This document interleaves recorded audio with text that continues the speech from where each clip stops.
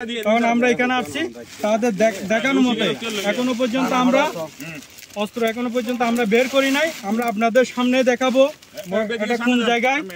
তাহলে অস্ত্র একটাই, 3-4টা পাহাড় বেয়ে অন্ধকারের মধ্যে আমাদের উপস্থিতি টের পেয়ে এরা কৌশলে পালিয়ে যায়। আজকেও সকাল থেকে আমরা সোর্স ফিটিং করছি।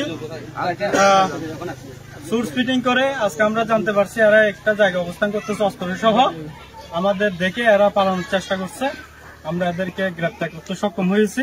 শেষে ফারুকের থেকে আবার আমাদেরকে অনেকবার চাইছিল, বিভিন্ন জায়গায় অনেক ঘোরাঘুরাইছি।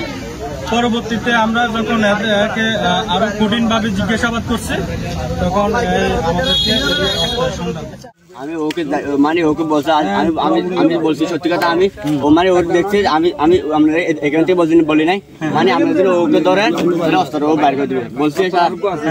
আমি যেটা তুমি তো ওইখানে দুইটা আছে বলছিলে, এগুলো কই? সেটা ফারুক থেকে জিজ্ঞাসা করেন স্যার। এটা তুমি কেমনে দেখছো? সেটা মনে হয় স্যার আমাকে সিগারেট মানে আমরা বলছে আমার সিগারেট আনার জন্য আমি এখানে আইছি, তাহলে মানে অস্ত্রটা এখানে ফারুকে ওদের দিয়েছে।